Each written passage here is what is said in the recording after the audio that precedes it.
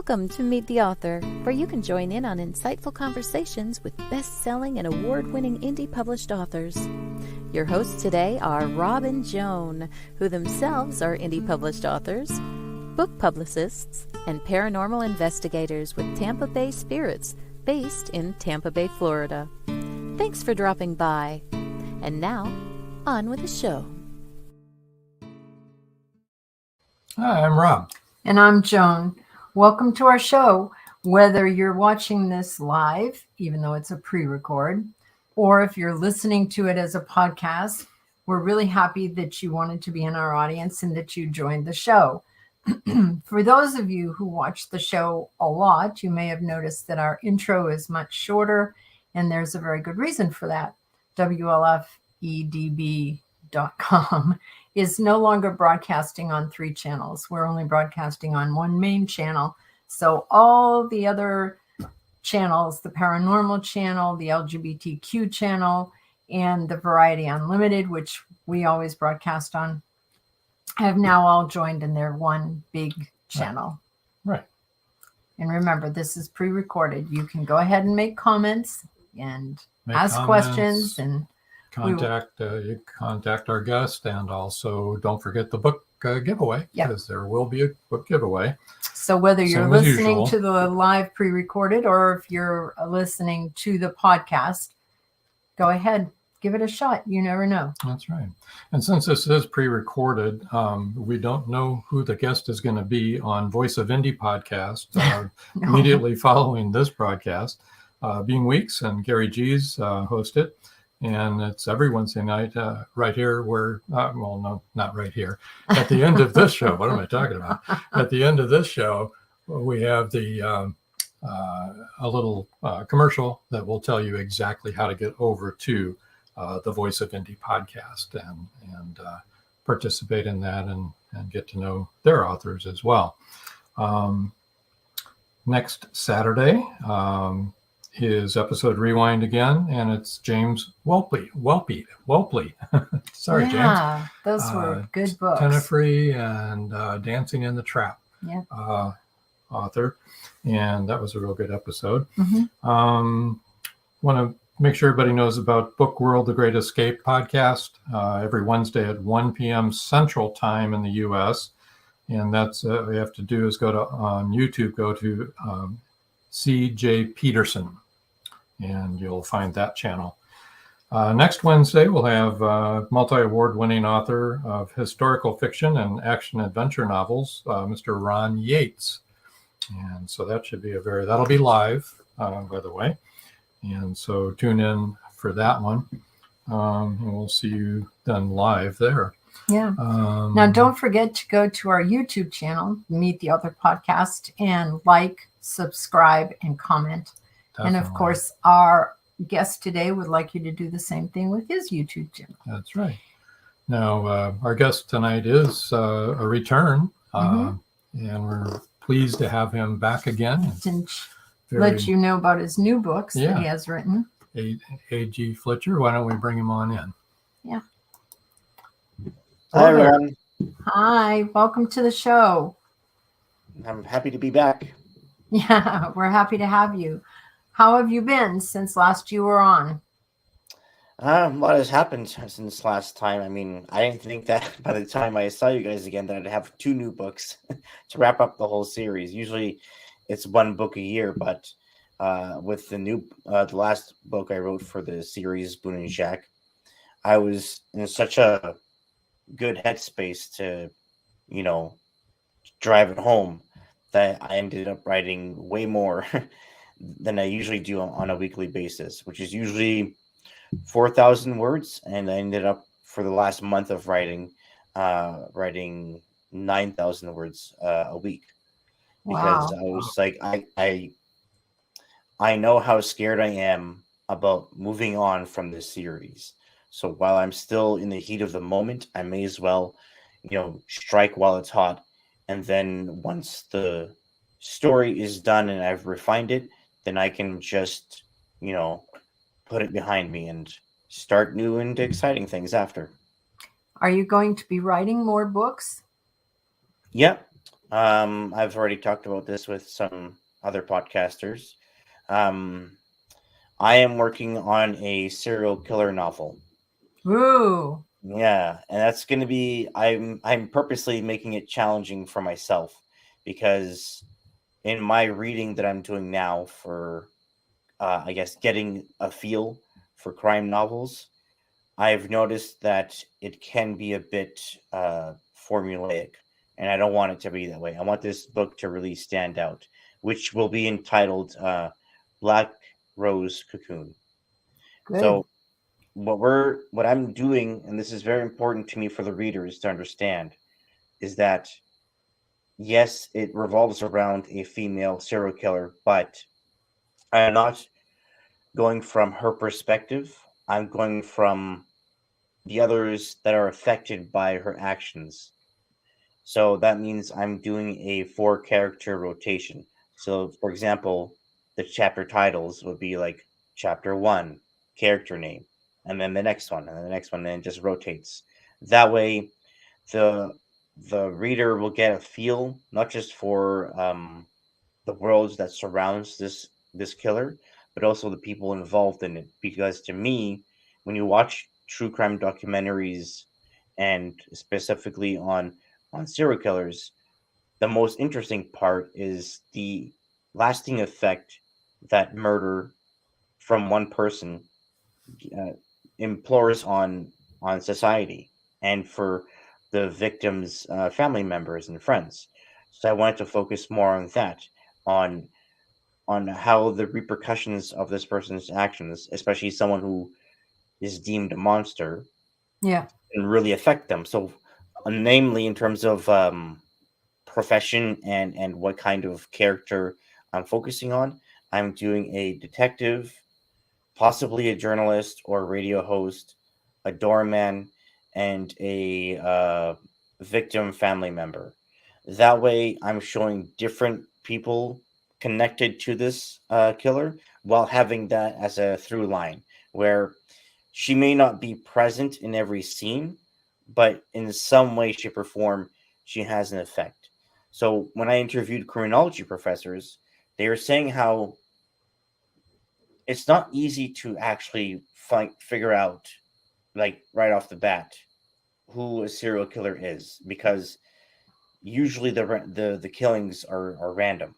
So there's no telling who the person is and what pattern there is until it becomes so obvious and such a big body count that it kind of picks up. It kind of starts to make more sense.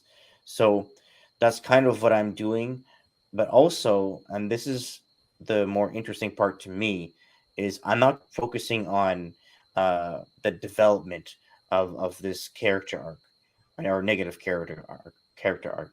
I'm also focusing on how these 4 characters will be driven to madness, because they'll be driven to madness based on either their profession or their life in general. So the detective might be driven insane by just uncovering everything about this killer and how they can be stopped. And the doorman could just be, the silent person that has more information than most people because he's neutral.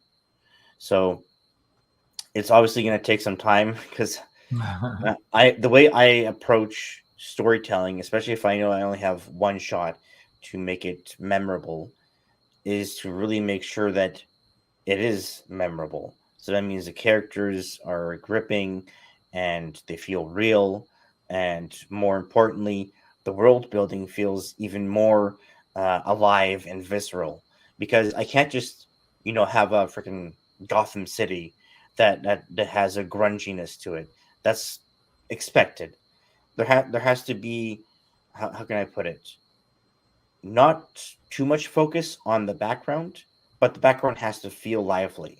So, for example, I was just kind of fiddling with this a couple of days ago. Um, the first paragraph of chapter 1 is literally just the detective in bed at like 3 a.m. and there's a homeless couple in a nearby alleyway fighting about something. And even though the population of homelessness is high, that one particular detail shows an introduction to the dirtiness, the visceral energy of the city, but only in that particular area. So that allows me a small introduction to the richness of this world that I'm going to expand, not just in this story, but others as well. Let me ask you this then. When you're writing as these characters, is it going to be a first person narrative, or is it going to be third person or second person? It's going to be omniscient, because Omniscient third person. Yeah, because that way I'm distancing myself from getting too close and personal to any character. If I were to do first person through the serial killer, then it makes that person, that character, human. I don't want to humanize a monster. No, I meant, were you going to be first person as the characters, the detective and the doorman? Okay. That's what I'm talking about. Are they going to be pulling their own, or is it going to be third person omniscient, knowing what's going on all the time? For those of you who don't know what third person omniscient is, it means that the narrator sees everything and knows everything that's happening. Yeah, I'll be doing that, but what I'll be doing to fit the narrative voice for each character, the tone will shift in a way that it matches with that person's energy and their own space, I guess, their environment. So the radio host or podcast host, depending on the time setting that I'm doing, she will have more of a loud personality and very not so, self-aware, because I've only written self-aware characters and some that are kind of, in their head a bit too much, but they've always felt genuine. I want to create characters that don't feel too genuine, because, not every person in the world has a good sense of awareness. And some people are content with who they are, regardless of whatever issues they haven't tackled, or whether it's personal or in their past. So this will kind of be the character arc for this this girl in particular, where she'll have a loud and proud energy, but she won't really be aware of how she's being perceived by others. She just loves the way she is. But it's just going to be interesting. So we'll see how it goes. Sorry about that, people. There is a delivery outside. So editorial comments from our dogs. All right. So what made you decide to go from what you were writing to doing this type of a series? And, I'm just wondering, were you trying to stretch yourself and stretch your voice?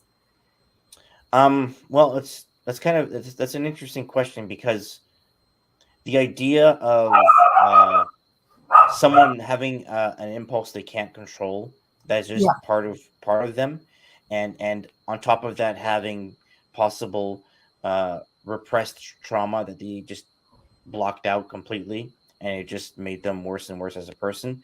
It was a good polar opposite exercise and opportunity for me to counterbalance everything that I've done for Boone and Jacques, because Boone and Jacques was all about being self-aware and working through your own darkness and finding the light, and not just being self-reliant, but relying on friendship and love, as opposed to just parents and peers, especially if you don't have that in your life, and that you're trying to be as resourceful as possible to be more wholesome and true to yourself. It's very philosophical, very emotional, very real and raw, in a beautiful way. But I need to show, not just to myself, but to other people, that there are people out there that are so damaged and broken that it would be too much work for other people to be around them. There are people that they've had so much trauma in their life that they become extremely bitter and violent. And it's not that they're a bad person, it's that they're so far gone and so ahead in life comparatively to how long ago their trauma was, that it's either too late or they just aren't willing to do the work or don't even think they need to because they're just happy with, not happy, they're content with the way their life has gone, or they don't see any kind of opportunity to correct that. So yes, you can't really therapize someone who has a killer instinct and is just in their blood, but you can understand how that can affect others and how it can destroy not just others but themselves at the same time. And that, there are cases out there, infamous killers, that when they see that they can't hide from their actions and they've been incarcerated or they're on death row, they just confess to everything. They're like, you know what? Yeah, I'm a killer. What do you want from me? Give me whatever consequence I have for the way I've gone about my life, and whatever excuse I have for the impulse that I have, please, I understand. Like when I was watching interviews with like Jeffrey Dahmer, Eileen Wuornos, John Wayne Gacy, it's almost like they know it's their identity, that the actions they've committed, whatever guilt they have or not, no remorse, if is usually the case, they have accepted that. Before, they were just going by impulse, going by whatever their instincts tells them to do. And when I would watch documentaries talking about how some people have a part of their brain that's like 16% smaller than most people, which has what's the term? I think for forgiveness or remorse. They say that is a possible reason why killers are like that, but not every killer has a defect. It's not really something you can justify or explain scientifically or personally. And so it just really fascinated me. And also, what fascinates me even more is the fascination of killers. I mean, you go on Netflix, there's like a whole page, a whole row of true crime documentaries, not just for killers, but all kinds of crimes. That's right. There's obviously something about those who are sane that find something fascinating about that. Maybe it's just the whole what drives someone to do that, and why there's so many cases, and that's publicly speaking. Like there's probably even more cases that haven't been publicized. Right. And I wanted to really explore that just in one book, just so I can understand how can I exemplify something memorable. Yes, it's fiction, but still, that can really encapsulate not just that area of entertainment, but of reality. It's just crazy to me how many people come up to me saying, "Oh, did you watch this documentary series about this plane disappearing and the Jeffrey Dahmer bio series?" And what all of those kind of miss a little bit is the brutality of how family members are affected, because usually it's either young victims or elderly, and it's just like, how can I do that? How can I perfectly enwrap all of that into one book? So that's why I'm going to take my time with this book and really encapsulate the world as it is affected by one person. It's interesting because we have three of our daughters. We have 5 daughters and one son, but 3 of our daughters are very much into true crime. But they are into true crime because often true crime there are a lot of unsolved cases, right? You don't know who the killer is. And they want to be part of the solution. They want to help figure it out. Yeah. So I think some people do come at it from that point, of like, this is a terrible thing. How can we help solve it? Right. Like unsolved mysteries, it always has shows how the family is feeling, and you always feel great pathos, and you want to do whatever you can to help those people get some kind of relief. But having a female killer, you mentioned Eileen Warhorse, and she was, it's very unusual. I think that was a good subject to pick. Yeah. It's unusual to have a female serial killer. Yeah, I mean, I don't mean to be rude, but I really want to show you quickly a book I got that actually explores the psychology of female serial killers. Awesome. We need to take a commercial break. Oh, okay. All right. I'll sit tight. Well, you can go get the book, and we'll be right back. Back in 3 minutes. Yep. I'm so excited. Word from our sponsor. Mystery hovers in the Magnolia Bluff Public Library. It has nothing to do with the hundreds of suspense novels on its shelves. Caroline McCluskey is the librarian. She finds a crimson hat and a black and white poodle puppy.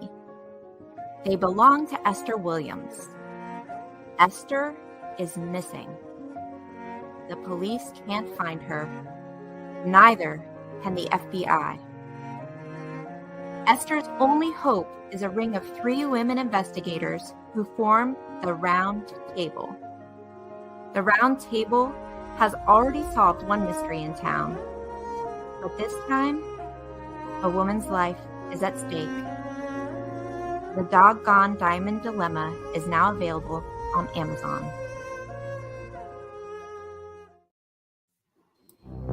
They thought the siren was dead. In the novel Siren Song by author George Dismukes, James Harmon shot her twice. Several people saw her dead body sinking slowly into the abyss. But now, in Siren Song 2, evidence suggests that she may still be alive. She killed that boatload of people. It was her! And she's just getting started! A.G, that's impossible. The cold chill up my spine tells me it's not impossible. We've got to start all over again. And this time, do it right. Siren Song 2. The story continues. Available on Amazon, Barnes & Noble, and many other bookseller websites. Get your copy today. It's a murder scene. Like many others, except the prime suspect is a beautiful woman from Detective Ray Schiller's past.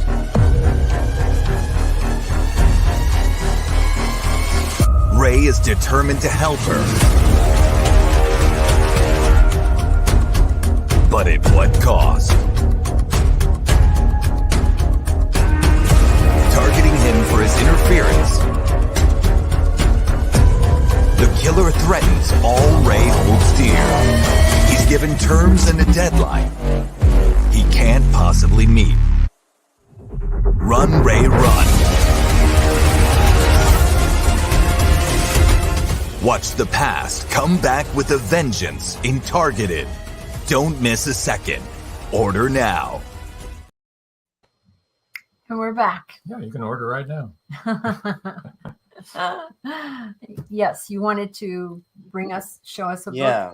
So, Just as Deadly: The Psychology of a Female Serial Killer. I actually emailed the author, who is a university professor, who wrote this, and I asked her a few questions. I haven't had a chance to look at them, but I thought it was a good idea to have this, because even just looking at the table of contents, it's like basically all case studies. I hope you can read that. Yeah. It's case studies, and it's a good idea, because the thing about male killers, at least what a criminology professor explained to me, is that there's no rhyme or reason for why they kill. It's just an impulse they have, and that's why the pattern and the MO is so hard to distinguish. But a female serial killer has what's called a opportunist mentality. So that means that there is some kind of emotional, not reasoning, but foundation for why they do it. So famously or infamously, Eileen Wuornos, her target usually, based on body count, was middle-aged white men, and that goes back to her father issues. And so that made me think about that. But more specifically, what can I exemplify for a female killer that wouldn't be seen as typical? Usually, or at least what was explained to me, is that things like rape are a common tool for control. And I don't want to do that because, first off, it's really hard to pull that off without making a reader squeamish. And two, it is expected, because a killer would want to always have dominance and control. And I want to exemplify that in a more psychological way as opposed to using sex or forced sex, because that's a very intimate thing. And I'm not looking for physical intimacy. I'm looking for psychological intimacy that could be used as a weapon. I mean, here they're talking about psychopathy as a disorder, and they're saying things like psychopathic traits include lying, manipulation, exploitation, callous disregard for the welfare of others, lack of remorse, and empathy deficits. So that's why it's interesting to me to read this kind of stuff. Okay. And to really explore not just a psycho, but how a psycho can be caught and how they're not caught. So, for example, in book 4 of Boone and Jacques, I do kind of tease that one of the characters who is in a position of power was once a serial killer and was actually part of the female killer murder club. And I explore that even more in book 5, where she is possessed by a dark being, not that one, but someone else. Well, the other one looks pretty dark. yeah. So the dark being in Sahon that latches itself to a character I won't name. You'll have to read the book. I'll say that she's a woman. Her impulse to kill, which was semi-dormant for a long time, is heightened and really awakened. So I'll say the name of the magical character, Dakrir, who is a sea king on a sister planet called Theranosita. And Sahon is a cosmic energy / bridge between our Earth and the sister planet Theranosita. And what's happening in book 5 is that he is basically breaking as a bridge and is gravitating towards Earth and latching itself back to part of its cosmic energy / consciousness that was separated from him. It's really complicated. You'll have to read the book. But anyway, I used book 4 and 5 as my warm-up to really see how I can demonstrate a killer, and also the mysteriousness of it and the tension. For those that may not have seen our last episode with you, can you kind of give us a little synopsis of the Saddleton series, starting at the beginning? Sure. Let me show the book covers. Yeah. First, I'll do it one by one. Saddleton's Secret, Boone and Jacques. Okay. Then we have the Brothers Odyssey. Then we have Saddleton Haunting. Okay. Those are the first 3. And then we have Citrus, Moonlight, and Sahon, which he just spoke about briefly, each one of those. Yep. Maybe bring everybody through the first 3 books and remind them what those books are about. Yeah. Okay. So for those who are watching, This is the first one, Boone and Jack, Saddleton's Secret. Really, it was my first attempt to see if I can pull off a combination of Stephen King sort of environment and atmosphere with the magic energy of Harry Potter. So the overall plot of book one is two kids, Boone and Jack, around the age of 10, have come upon magical history that slowly unravels throughout the story, getting them closer to the truth of how Saddleton became a real place. Because before Saddleton, there was actually a whole different Earth. Because essentially, I created my own Big Bang theory, where in the world of Saddleton, that is the new era of Earth, where all of the territories basically became Pangea. I don't know if you guys know about that, where everything's together. So something like I did something similar to that, where it's kind of like the Ecuador, where it's a loop like this around the Earth, where all the lands kind of merged and shifted, and there's like islands that broke apart. But we don't get to see any of that, unfortunately. We're just focused on Saddleton. So you get to see magical kings and their creatures. The adults in that world are self-obsessed and are after their own, desires. And meanwhile, the children are in the middle of that and trying to, follow their curiosity and learn about themselves, and are being pulled here and there, and then eventually shoved out of town through time and space, which leads to book two. Okay, book two is the Brothers Odyssey. Yeah. So in book two, without me even realizing it, they're transported to a part of Theranosita, the sister planet, where there is this wasteland that belongs to, or is in power of, King Reeve, one of the magical kings, who is the darker brother of the Talbot family.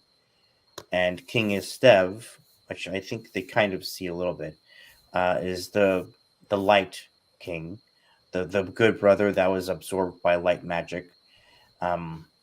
They're both kind of fighting each other as they're trying to utilize Boone and Jack as what I would say human catalyst to further their own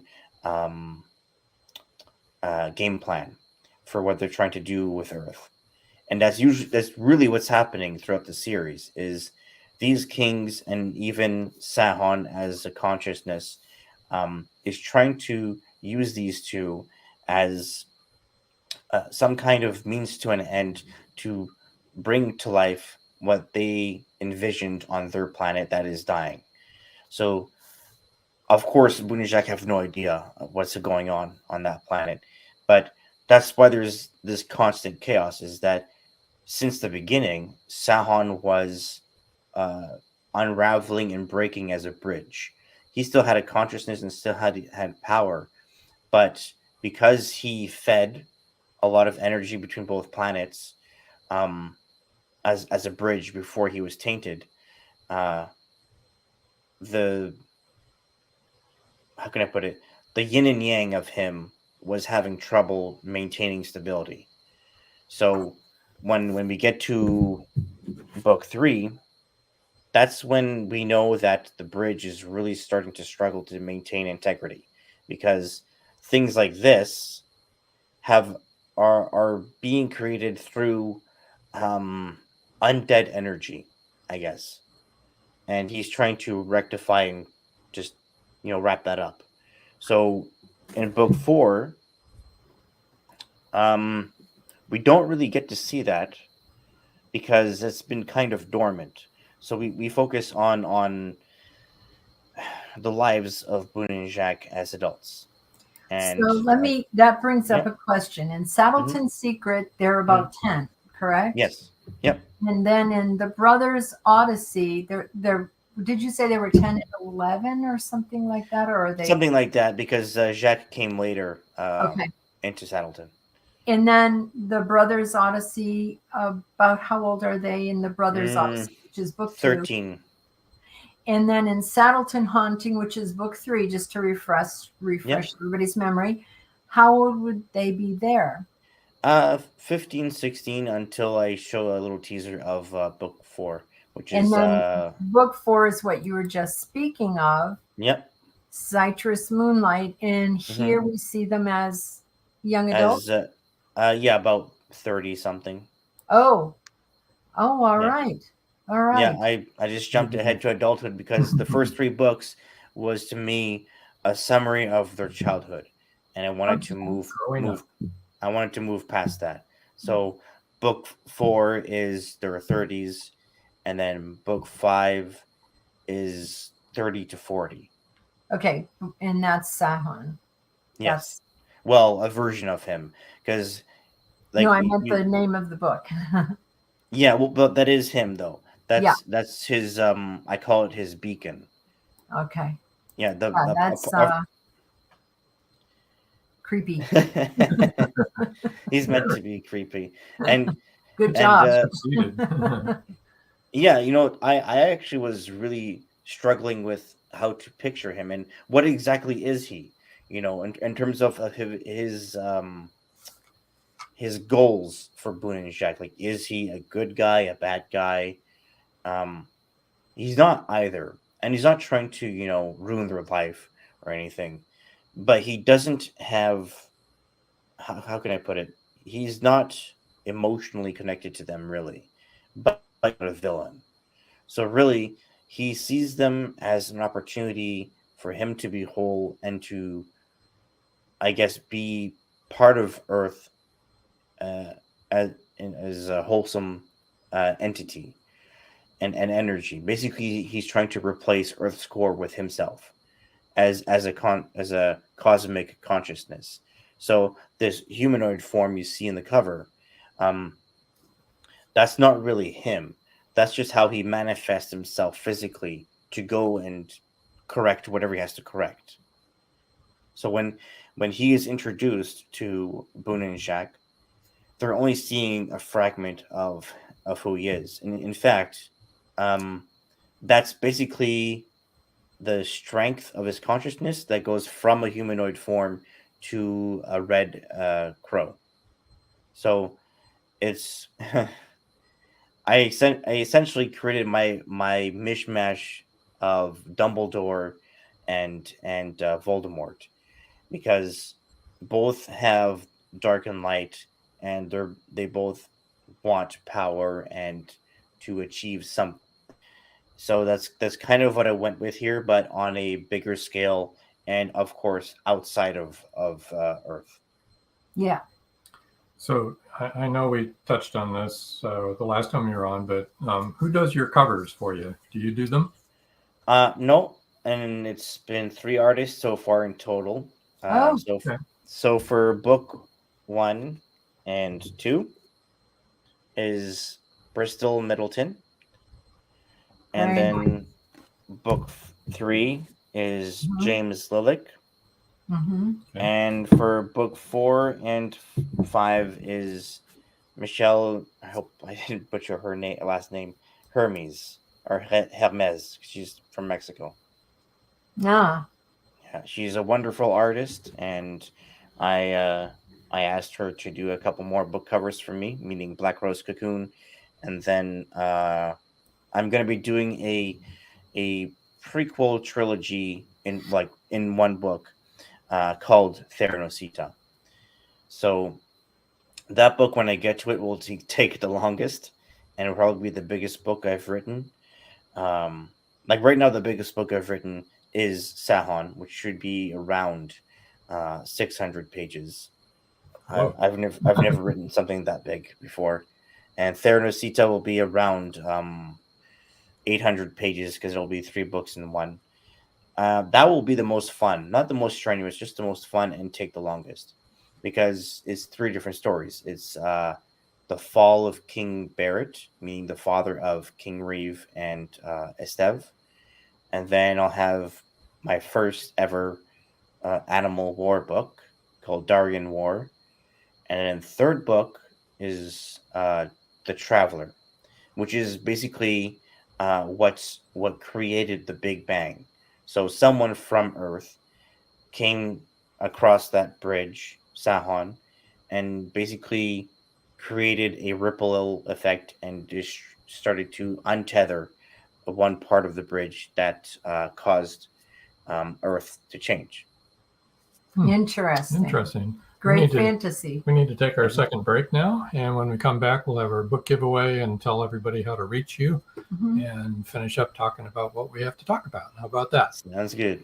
All right. Now a word from our sponsors. That's right.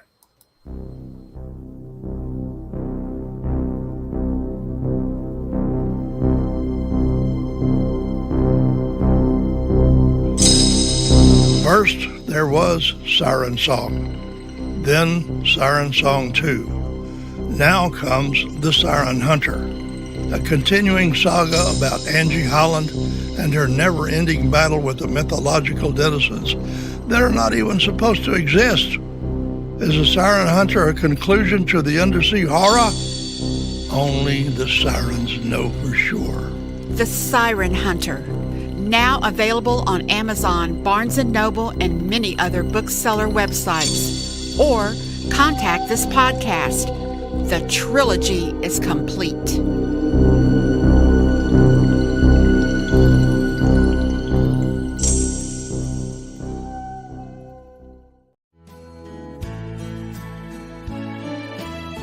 People Who Like to Read Want to Get Their Hands on Books by Becca Jones. Becca Jones, the breakthrough author who tells it like it is. It takes courage to tell a story when it reveals dark secrets. Becca Jones delves deep into the hidden world of sexual abuse. She tells what happened and also tells how she survived. Meant to Be is much more than just entertaining. Meant to Be gives you a point of reference, hope to cling to, and becomes a guide for survival if you have suffered the same thing. Meant to Be, Becca Jones. A must-have. Meant to Be is available on Amazon, Barnes & Noble, and many other bookseller websites.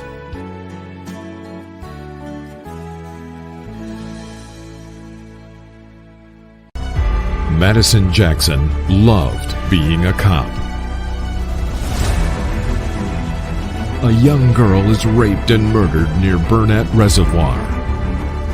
Madison vows to get justice for the child.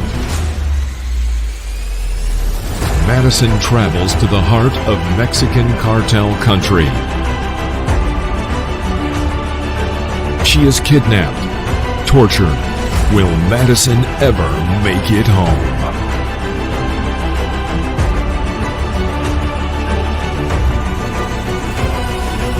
Justice by Kelly Marshall, only at Amazon.com.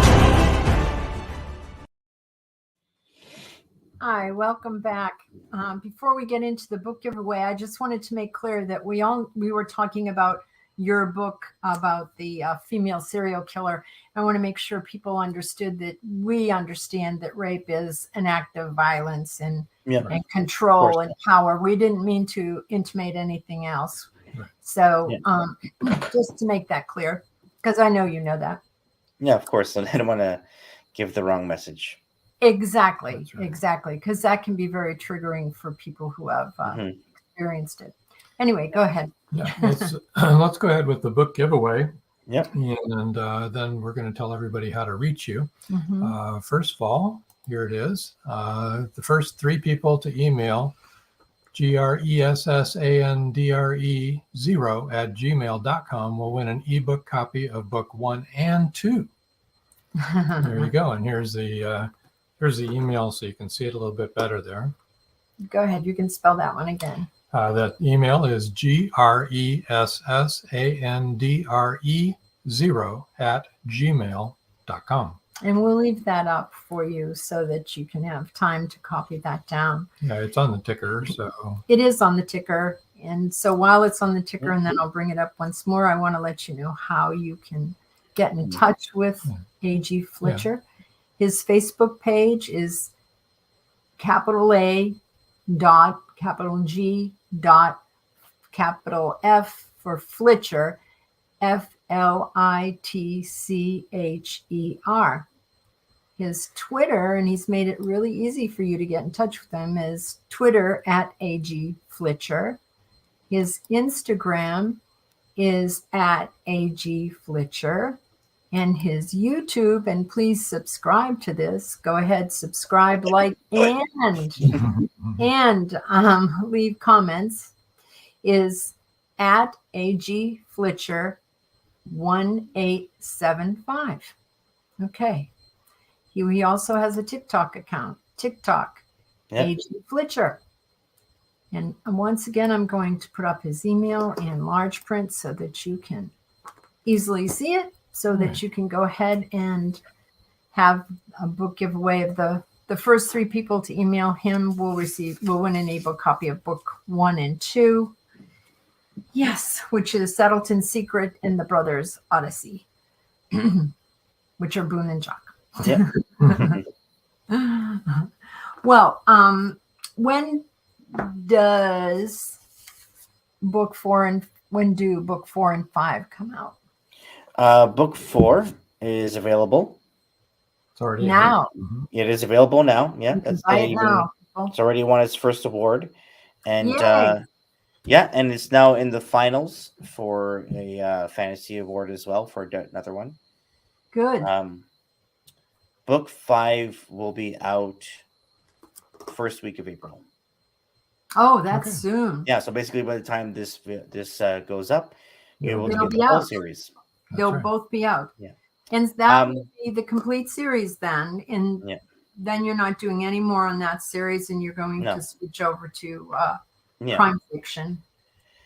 Just for one book, yeah. And then I'm going to be doing also a few other books, but just to quickly mention, I'm going to be doing my first dystopian futuristic kind of book because of Halberton City, which is where Black Rose Cocoon takes place.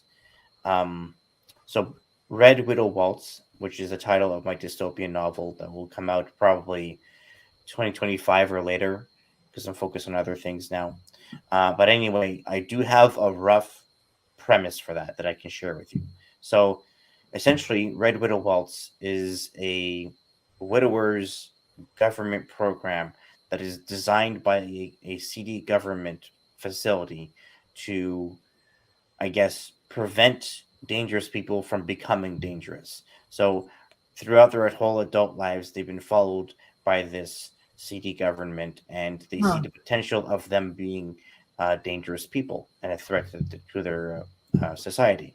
So they created this semi-fantasy program where a VR headset, which has a journey / software program designed specifically for each person to kind of throw them in the fire of whatever grief they have and trauma that they have suppressed for so long that they have become potential threats to society. On the other side of the spectrum of that plot line, I'm including Boone as a secondary character because something happens to him at the very end of Book 5, Sahon, that becomes a dormant superpower that becomes active in this dystopian novel that makes him basically this CD government's secret weapon. Oh. So basically, I created a potential, how can I describe this? He's kind of like 11 from Stranger Things, but on a more magical side. So okay. Yeah. Oh, I wanted to be sure of this because I know people are going to kind of get triggered with book 4 and 5 because in book 4 there is some sensitive subject matter that may trigger some people, but please know I don't really show the sensitive subject matter. I just kind of insinuate what happens, and that way I'm not putting the readers through something that they don't want to see because of whatever it connects to in their life and their past. But it does give me as the storyteller an opportunity to show the strength trauma can give someone, especially a parent, to protect their child. That's the only hint I can give you. That will show you Boone's way of understanding parenthood. As a parent, I'll say that I can tell you, he does end up having children with Shammy, which is a big enough teaser for you to know about. So Okay. don't worry too much about knowing too much. Sahon is the most psychological and hardest book I ever wrote. So I really explore Boone and Jacques' psychology. I even separate them from each other and from Earth. That way, for half of the book, the first half, we get to explore with them their own psychology and understanding themselves, their own purpose, their own trauma, and how can they figure out what their purpose is, they are as a person. And of course, I marry a lot of themes in here. In fact, when I was starting to put together the information in terms of categories, when you look up on Amazon, I said fantasy, horror, and mashup for the overall feel, because my editor told me that it was very imaginative. So I really explored different tones and how, disorienting out of body experiences can really change you, and that's what I did. So I really hope that everyone reads the series, because it's 4 years of work for me that I've been doing with a full-time job and staying on top of my social media and YouTube and interviews. This I really value the work that I've done here, and I was terrified the last month or two about this series coming to an end, because I knew that it means once it's over, I'm moving on to other things, and part of me is like, once it's over, it's over. But the other part of me is saying, you know what, I did it. I completed a series that basically made me cry and scream, and was terrified of even putting the kind of stuff that I put in here. But I know the value of getting a visceral reaction from someone, because most books you read nowadays, especially from well-known authors or even just new books, they don't really dive into a character's psychology that much. They do in enough to get readers' attention, but not enough to make it memorable. It's just another book that's out there. So that was my goal with every book that I did here. It's not just to get better, but to make it memorable and to make someone feel something different with every book that I produce. Wow. Do you want to go into book 1, 2, and 3 real quickly? What you wanted people to feel like? Yeah. Okay. Or a little bit, without giving any spoilers. Or yeah. Okay. So for book 1, which was of course focused on childhood trauma and learning how to lean on someone as a friend and as a lover, while also understanding that I can't really give too much of a big arc, because they're children. They're only 10. They're not gonna know everything about life at that age. That would be crazy. But it does introduce the concept of just because you're a boy doesn't mean you can't have feelings. Good. Yeah. And okay, Boone is more of your typical urban kid that, likes candy and plays board games and doesn't really focus on his emotions. Just knows that his home life is not ideal and he doesn't like it. Where Jacques, as a foster child, he's more focused on what he does have and the value of being studious and reading literature, whether sophisticated or not, and valuing his friendship with Boone, because he feels so isolated and more of a beautiful puppet to a rich family that are using this puppet to make themselves look more charitable and softer than they are.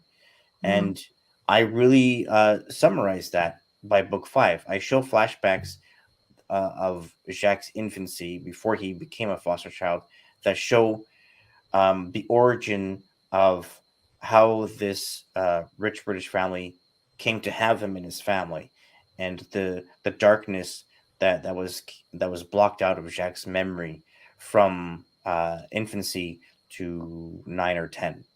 And he just, yeah. So book 2, I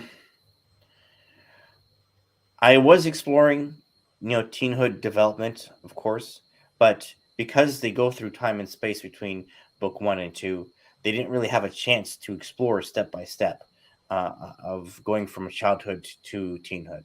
So they really had to learn from each other and their own mental development, how they act and how they perceive each other and themselves, and especially how they perceive, things like love, and how do they feel about that? Do they feel jealous of someone else's love, or their own questioning of who they are sexually speaking? And then book 3, where things become a bit more clear, is where they finally just give it a try of exploring their identity and sexuality, and being given their first time of segregation from each other, and really asking themselves questions. Because for book 1 and 2, they're not really doing that. Book 3, when they're like 15, 16, is where they are first given the opportunity to be in a somewhat, I wouldn't say stable, but familiar environment, because they're back on Earth. And yes, things are very difficult and different when they're back in Saddleton, but they are in what would be considered stable ground that gives them opportunity to cement themselves into a headspace where they can really explore who they are. Book 4, I know you said only up to book 3, but for book 4, that was an important book to me, really. I really wanted to explore their adulthood. How different would they be? How would they act as a parent or as a married couple? And also really explore LGBTQ characters. I have a transgendered male in there. And of course, I have Exantia, who was briefly introduced at the end of book 3, where we see that she married Jacques. And yes, this transgendered woman has the pronoun she, because she sees herself as a woman, not because she's ashamed of being transgendered. It's just how she feels. That's how she identifies. Yeah. And what I did to really show hatred and acceptance at the same time is that in Citrus, one of the mottos of the town is honesty. So when she was first hired as a FBI-ish detective, on paper she was supposed to check off the box that says I'm transgendered, but because she saw herself as a woman, she didn't do that. She just said I'm a woman, and then they fired her for dishonesty. But because they became desperate for professional detectives that have experience in special cases, they kind of kiboshed that rule and just let her on into her own department with Jacques, and they became like a duo of one special unit in this facility.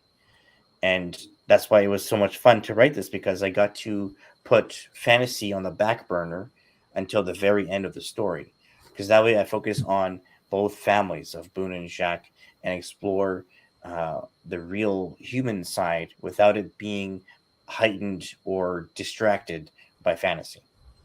Interesting. Very good. Very good. Well, there's a lot to look forward to. Yes. Oh, yeah. You got coming down the pike. Mm-hmm. And in these 2 new books that you just released. Yes. Do you have any more questions or anything? Nope. I think we've come to the end of our hour. Actually, we've gone a little bit over, but that's okay. That's all right. I want to thank you, AG. Wish you luck, and thank you so much for joining us again. You're a veteran now. So we'll have to have you back when you start your crime series. There you go. We'll do. I'm sure. Well, the one and done you said it was going to be, but your crime book. Yeah. And then we'll see where you're going from there.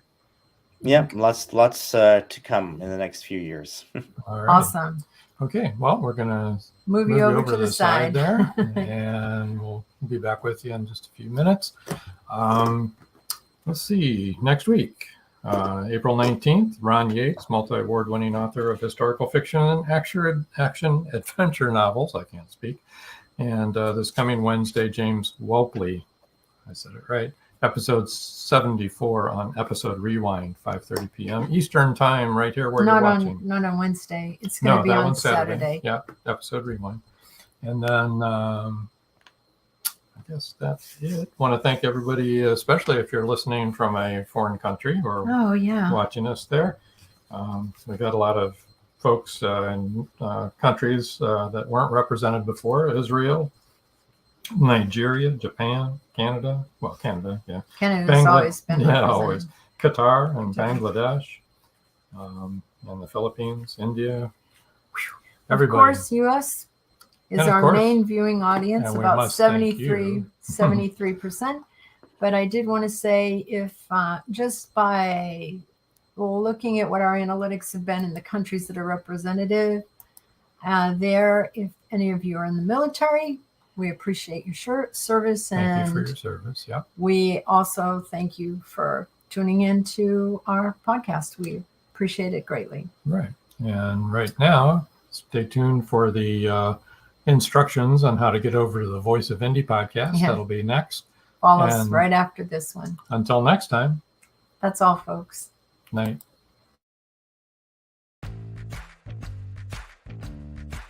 Live every Wednesday, your Voice of Indie hosts Beam Weeks and Stephen Gees welcome authors, musicians, publishing industry pros, artists, and assorted creative guests for an exciting interactive hour. Call in during the show or post questions and comments on Twitter for responses in real time. Meet your favorite indie creators, learn inside tips, network, and promote your work.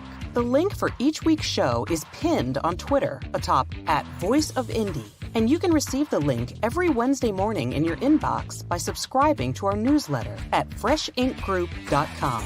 Check out Voice of Indie every Wednesday on Blog Talk Radio and catch hundreds of episodes archived everywhere from our websites to our YouTube channel and Spotify. Thank you for joining us here on Meet the Author. Make sure you stay up to date with our show by clicking like, follow, and share. And you can find us on Spotify, iTunes, and more. See you next time on WLFE-DB.com.